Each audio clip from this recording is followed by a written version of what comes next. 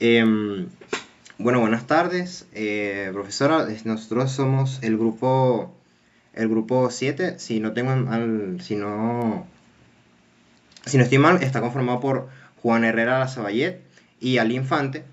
Y vamos a hablar acerca de la relación médico-paciente. Aquí con nuestra invitada. Bueno, doctora, preséntese usted, por favor.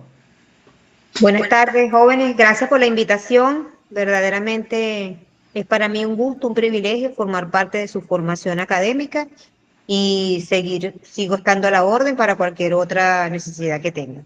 Les habla la doctora María Gracias por Sabana. acompañarnos.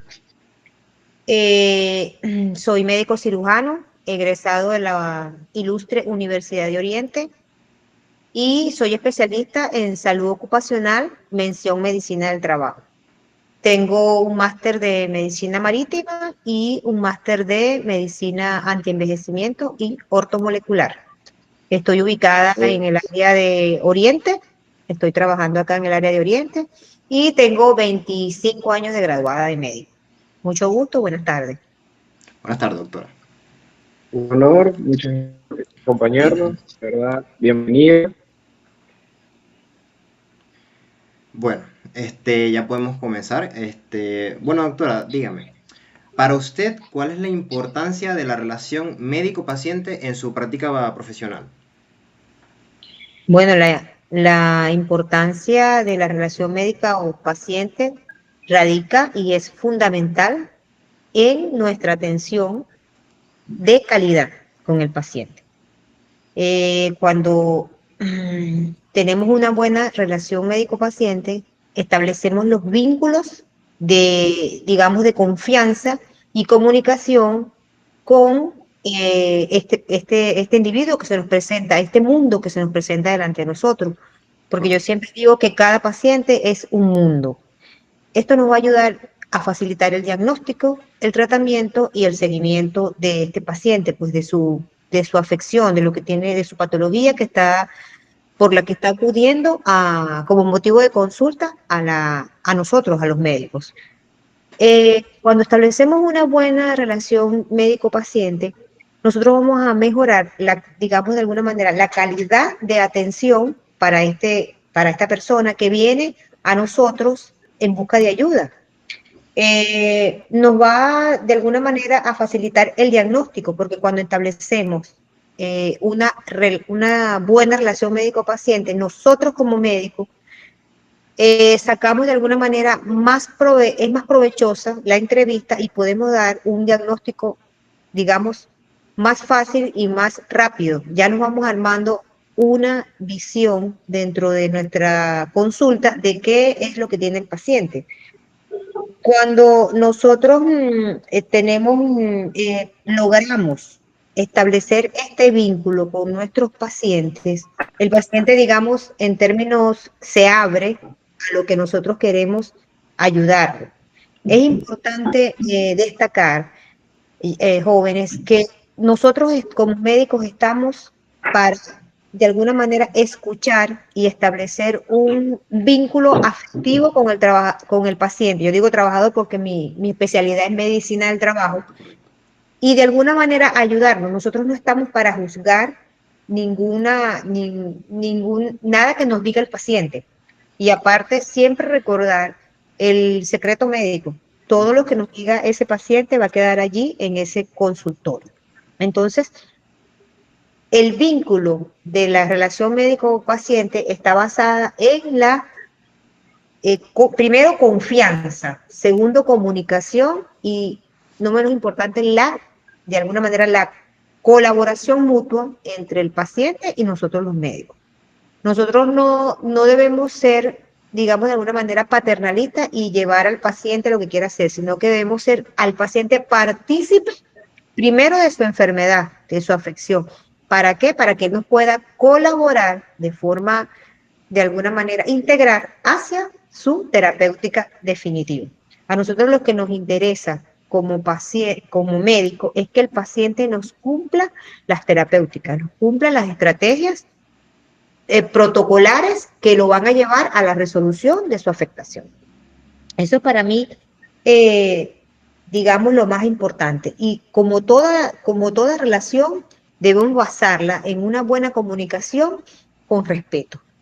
Hay que respetar, porque nos vamos a conseguir diferentes tipos de pacientes. Hay que respetar cultura, género, creencias, religión, todo eso hay que respetarlo y nosotros, vuelvo y repito, no estamos para juzgar al paciente, estamos para establecer un vínculo que nos permita ayudar en ese preciso momento o a futuro a ese paciente que nos viene con una afección. Bueno, excelente, doctora María, muchas gracias. Y me parece importante conocer sí, parte que es necesaria llevar relación de respeto para que las terapias se cumplan de la manera más efectiva. Y yo quería preguntar cuál sería su impresión acerca de los principales desafíos que enfrenta al mantener una buena relación con pacientes. ¿Cuáles serían estos desafíos? Ok, creo haber escuchado cuáles serían los principales desafíos que enfrentamos como médicos para mantener una buena relación médico-paciente, porque Correcto. se escucha un poquito Correcto. el audio se escucha un poquito, ajá. Bueno, como les dije, como toda relación interpersonal, debemos mantener una comunicación. Si nosotros tenemos una comunicación ineficaz, nosotros no vamos a lograr llegar al paciente.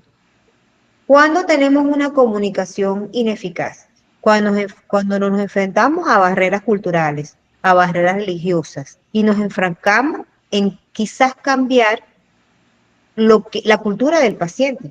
Nosotros debemos ser respetuosos sobremanera de las creencias y pensamientos de ese paciente. ¿Qué digamos que es para mí lo más importante? Cuando el paciente pierde su confianza en nosotros.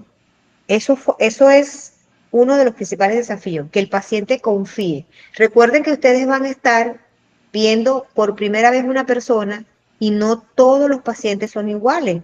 Hay pacientes que no se van a abrir con el médico. Entonces, debemos ser empáticos, debemos practicar la empatía con ese paciente. Cuando nosotros nos ponemos de aquel lado del paciente, yo siempre recuerdo a mi profesor de medicina tropical que nos decía que hay que ponerse siempre en los zapatos del paciente para nosotros poder llegar a establecer esa empatía con él y poder lograr que él nos diga y establecer esa relación médico-paciente y poder ayudarlo. Muchas veces debemos evitar, sabemos que estamos en una fase, en una era de tecnología, de tecnicismo, pero debemos no debemos olvidar que nosotros estamos trabajando con un ser humano que tiene pensamiento propio, que es una persona que tiene necesidad y que en ese momento está vulnerable. En ese preciso momento que él está delante de nosotros, está vulnerable porque tiene alguna afección de salud. Entonces, muchas veces vemos a colegas, estamos trabajando y no levantamos los ojos de nuestra computadora y solo escuchamos al paciente. Siempre debemos mantener contacto visual con el paciente, porque el paciente dice, me interesa, el doctor me está mostrando interés por lo que yo le estoy diciendo. Entonces, en la medida de que nosotros logremos esto, va a haber una adhesión, una adherencia por parte del paciente a su tratamiento. Otro de los desafíos que quizás ustedes lo van a presentar, esta generación de ustedes lo presentaron más que nosotros, es la complejidad del sistema de salud. Sabemos que cada día tenemos un deterioro más de la salud pública. Cuando hablo de salud pública, te hablo de la salud de los hospitales, de los ambulatorios donde ustedes van a ejercer su artículo 8 cuando les toque su práctica médica.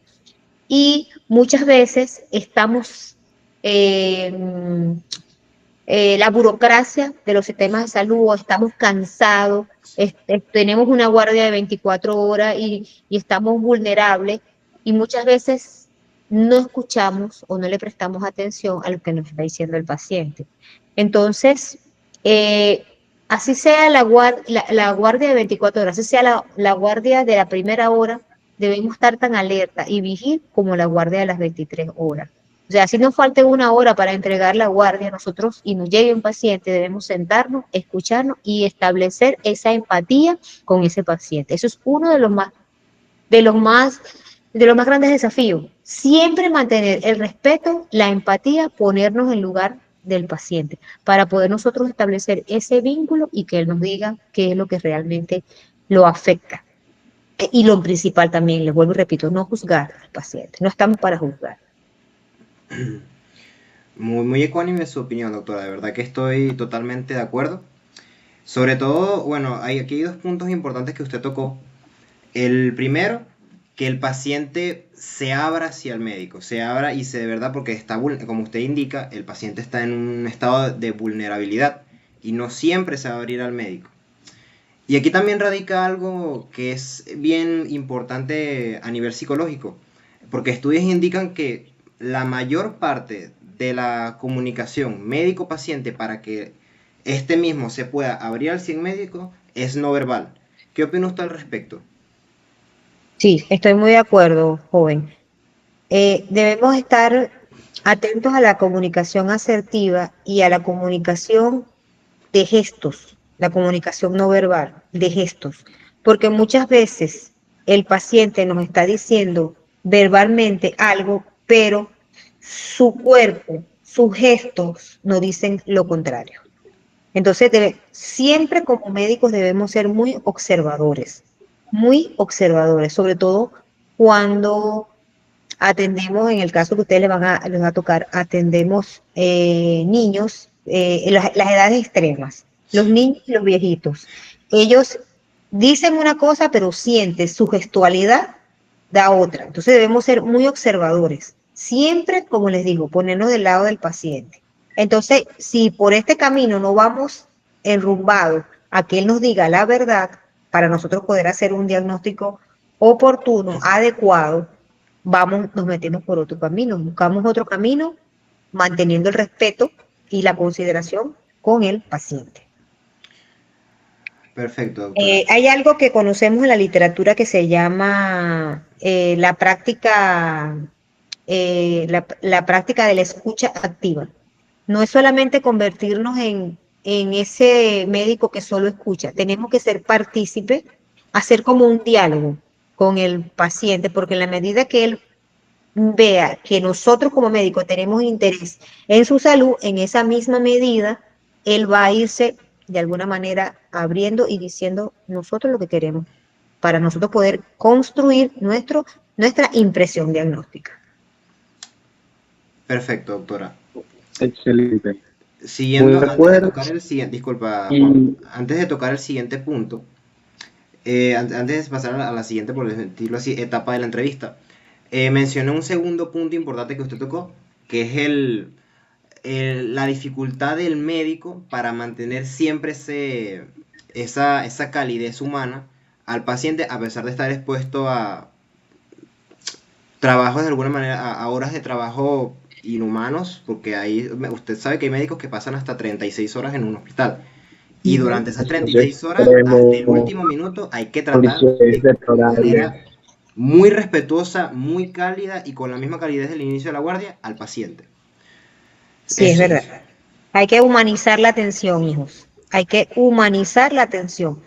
Tenemos que recordar que detrás de cada paciente nosotros tenemos una persona que tiene necesidades, que sufre, que tiene emociones y que está vulnerable en ese momento.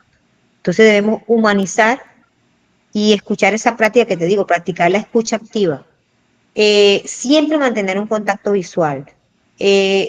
Muchos de los colegas venezolanos que emigraron a otros países, a otras latitudes, siempre han dejado el nombre alto de nuestro país porque son los médicos que vemos al paciente. Somos los médicos que vemos a la cara al paciente, porque muchas veces en otras culturas, en otros países, en otras latitudes, el tecnicismo con el tecnicismo perdemos la humanidad del paciente. Entonces estamos pegados del computador o del equipo, del aparato, y nos olvidamos que estamos tratando con un ser humano, con una persona que tiene emociones, que tiene necesidades. que está susceptible, vulnerable en ese momento. Entonces, nunca debemos perder esa calidad humana. Así estemos muy cansados, siempre tenemos que tomarnos el tiempo para escuchar a ese paciente. Perfecto, doctora. Excelente. Y siguiendo con la misma línea de la entrevista, ¿qué estrategias considera útiles para mejorar la relación con sus pacientes? Mira, joven Juan, primero debemos mostrar un interés Ok, por lo que nos está diciendo el paciente, lo que les decía. Hay que mantener ese interés genuino durante todo el tiempo que tengamos atendiendo ese paciente. Es importante mantener ese interés para que el paciente pueda tener confianza en nosotros. Eso es importante.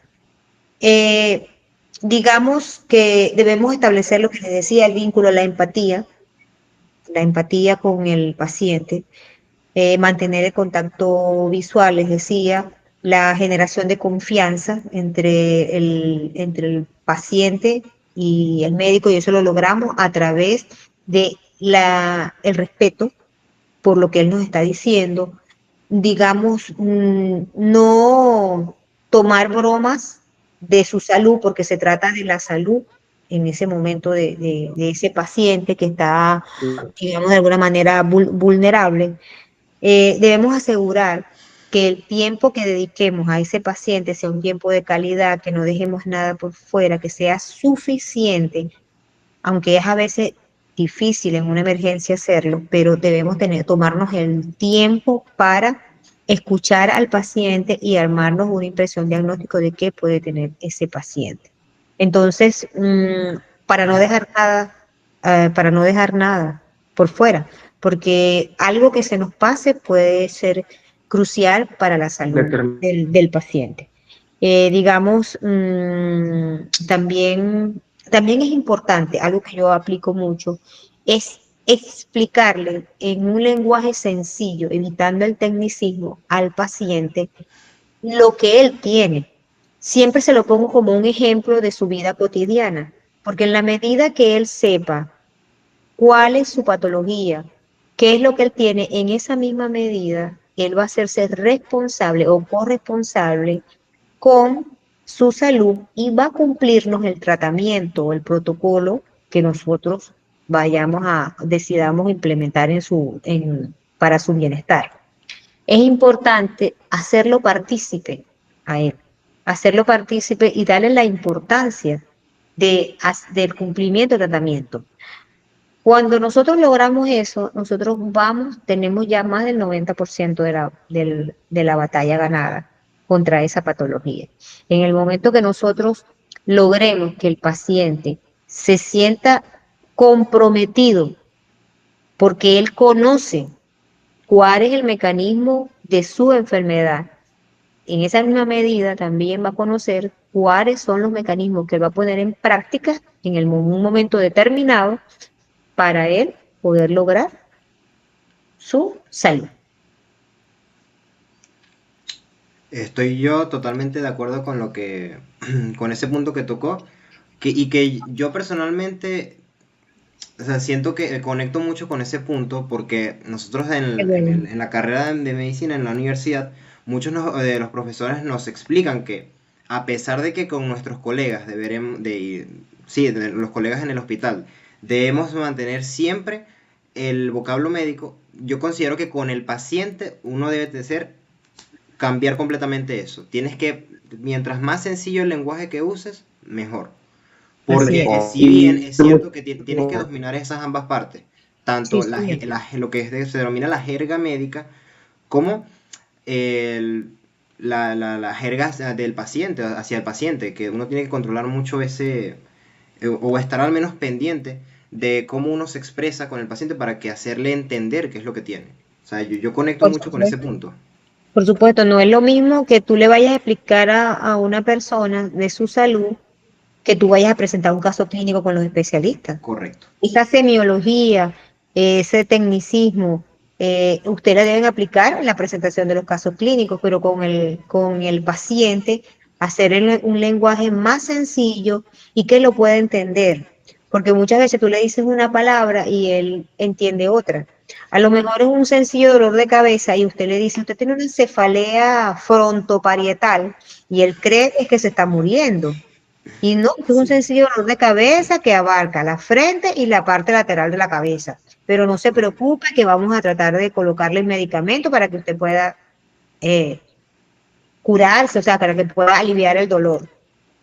Otra cosa, se los digo como por consejo, nunca le aseguren al paciente que ustedes le van a salvar la vida 100%, porque recuerden que ustedes no son dioses, ustedes son unos humanos como cualquiera, como somos todos. Ustedes están formándose para ustedes obtener, digamos, todas las herramientas para darle el soporte al paciente.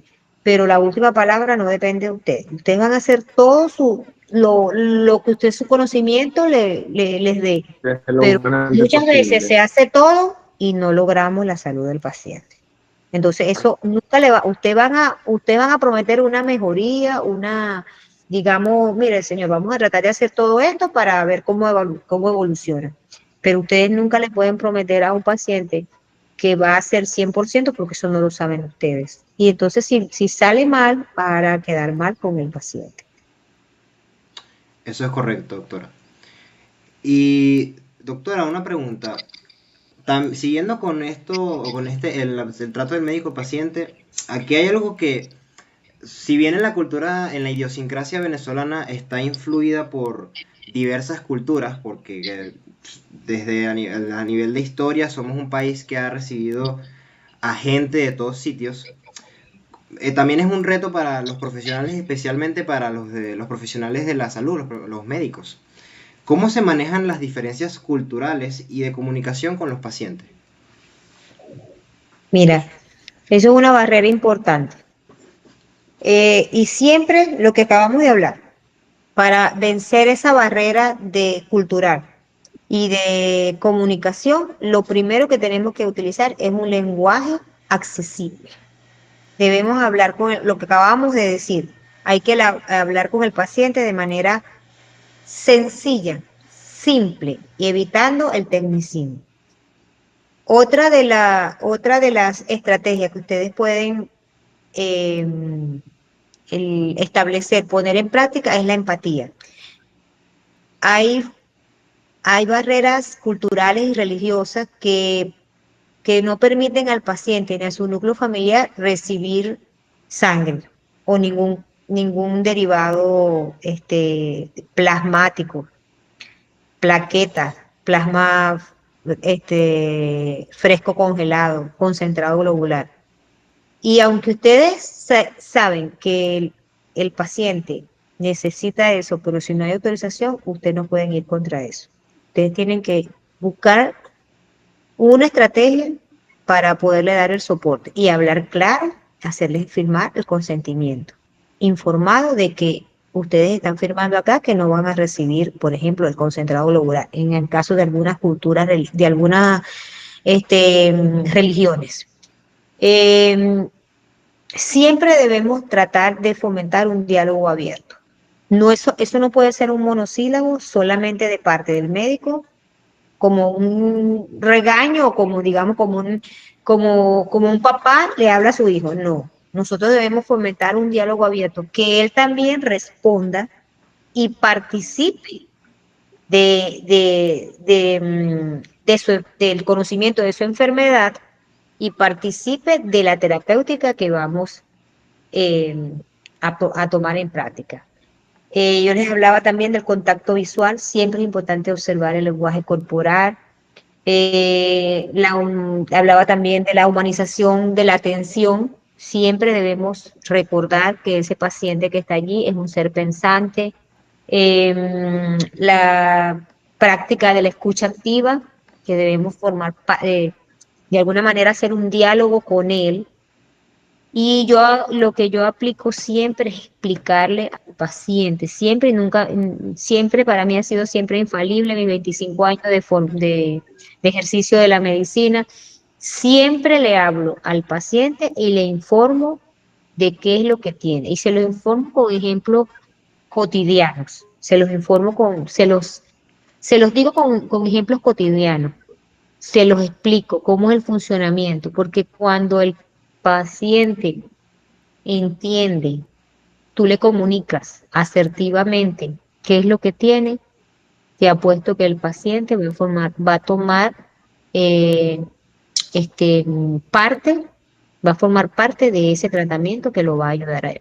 De verdad que a mí siempre me ha funcionado esa estrategia, la participación del paciente en su enfermedad, en la resolución de su cuadro clínico. Excelente, doctora.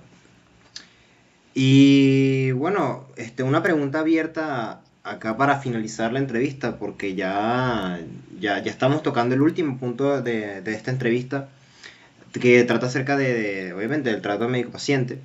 Y es una pregunta abierta que les hacemos tanto mi compañero Juan Herrera como yo, como mi persona, que ya puede llegar al punto, puede llegar a que sea más personal incluso para usted. Ya no es tanto como profesional médico, sino como una experiencia más a nivel humano. ¿Puede compartir algún caso o experiencia que destaque la importancia de una buena relación médico-paciente? Sí, bueno, imagínense, tengo 25 años ejerciendo y tengo 12 años como especialista de medicina ocupacional. Siempre, eh, siempre le hablo a mis trabajadores, ya sea si el examen médico es para un ingreso o el examen médico es para evaluación anual de su salud. Y siempre les hablo de la importancia de la salud de ellos para ese puesto de trabajo. Por ejemplo, cuando voy a evaluar a un trabajador que debe trabajar en todas sus actividades, debe trabajar en altura, y sabemos que un paciente hipertenso descompensado no puede trabajar en altura, porque a mayor altura, Menor presión y menor mayor presión de presión, oxígeno. menor disponibilidad de oxígeno. Ya ustedes tuvieron que haber visto eso en fisiología, en la primera parte de medicina. Correcto. Y o lo vamos a meter, o el paciente debe realizar la actividad dentro de una fosa o dentro de una tubería, que eso se llama en medicina ocupacional espacio confinado. Y me llega un trabajador obeso, hipertenso, con un síndrome metabólico, yo siempre les pongo el ejemplo. No, obviamente los tengo que poner no apto para esa actividad. Le digo, mire, yo no lo puedo colocar no apto porque usted primero con ese volumen no cabe por esa tubería. Y entonces me dice, ¿cómo es eso, doctor? Yo le digo, vea, señor, para yo meterlo dentro de una tubería, usted debe tener las dimensiones adecuadas que sean acordes, porque usted va a hacer un trabajo dentro de esa tubería o dentro de esa fosa. Imagínese, y le pongo el ejemplo, imagínese que yo esté aquí evaluando o sea, le pongo este ejemplo para que entienda la importancia de su condición de salud actual Correcto, y su correcto. actitud médica para esa actividad laboral. Yo le Correcto. digo, imagínese que yo esté aquí evaluando, y no es discriminar, pero yo estoy aquí evaluando a la modelo que me va a hacer la propaganda de una marca de crema dental. Y la modelo tiene toda la dentadura, le faltan los incisivos centrales. Y ella debe sonreír porque ella va a hacer la propaganda de la crema dental. ¿Usted cree que ese modelo está apto para ese trabajo? Ah, no, doctora. Así mismo, Ah, claro. usted no está apto porque usted tiene una condición de salud que si usted se la introducimos en esa tubería, usted va a entrar en un distrés respiratorio y usted puede morir. Y entonces la idea es que usted salga sanito, así como entra en la mañana a su trabajo, llegue en la tarde sanito donde su familia. En el momento que tú le pones ese ejemplo al paciente y lo trasladas a su realidad, haces esa comunicación asertiva con él, él te entiende y él mismo te dice, es verdad, doctora, debo bajar de peso y debo mantener a raya mis cifras tensionales. Yo le digo, yo no puedo ser irresponsable de montarlo usted a una altura cuando usted tiene una hipertensión arterial descompensada. Usted compensa su hipertensión arterial, baja los niveles de lípido, baja de peso, inicia una actividad física y usted va a estar apto para ir hasta la luna, pues, en la NASA. Y ellos se ríen, entienden eso, y me dice, es verdad, doctora. Usted le explica a uno detallado. Entonces, yo pienso que todo está en la comunicación. Dios nos dio, No es lo que dices, sino o como la que vida nos dio la comunicación al hombre y tenemos que expresarnos para que ellos puedan entender. En la medida que ellos te entiendan, ahí estableces el vínculo de la relación médico-paciente. claro. Estoy de verdad fascinado de alguna manera con ese ejemplo. Bien interesante ese ejemplo, esa anécdota que usted comenta. Y de verdad que fue bastante asertivo. O sea, y yo considero que no fue para nada discriminatorio. De verdad que siento que fue un ejemplo bastante asertivo para hacerle entender al paciente que no estaba apto para ese puesto de trabajo. No por ningún mal, sino por su salud, que es lo más importante, de verdad. Sí, porque es que la medicina ocupacional es netamente preventiva, jóvenes. Eh, no es curativa, es preventiva. Se supone que yo voy a evaluar a un candidato, a un trabajador, a un paciente que viene en las mejores condiciones de salud para ejercer una actividad determinada y que dentro del rango de esas actividades, de los riesgos laborales que van a tener en ese puesto de trabajo, existen unas tareas que se llaman críticas y esas tareas críticas incluyen altura, trabajos en estas fosas que son espacios confinados, en espacios pequeños con poca ventilación. Obviamente el trabajador que va optante a ese puesto de trabajo debe tener las mejores condiciones cardiometabólicas y respiratorias. Yo no puedo meter a un paciente asmático dentro de una tubería porque es un paciente que va a tener poco acceso a la ventilación. Entonces tengo que hacérselo entender y la mejor manera de hacérselo entender es explicándole, comunicándole de manera sencilla, con ejemplos cotidianos de su día a día, el por qué no es un capricho, sino que es algo preventivo, o sea, es una medida preventiva, una recomendación preventiva para evitar que él se vaya a accidentar. Exactamente, eso es correcto. Y muy importante también como para adicionar un poco más acerca de las personas que no conocen acerca de la medicina ocupacional, muy importante ese detalle de es preventivo y no curativo. De verdad que muy importante ese detalle. Así Y es. bueno, ya prácticamente tocamos todos los puntos de la entrevista. Bueno, de verdad, doctora, muchísimas gracias por su apoyo en esta evaluación, de verdad. Y muchas gracias por hablarnos acerca de su experiencia como médico ocupacional y lo más importante, cómo es el trato médico-paciente. Ok, siempre la abordo. Espero que haya sido beneficioso esta charla y aquí seguimos trabajando por la salud y seguridad de nuestros trabajadores.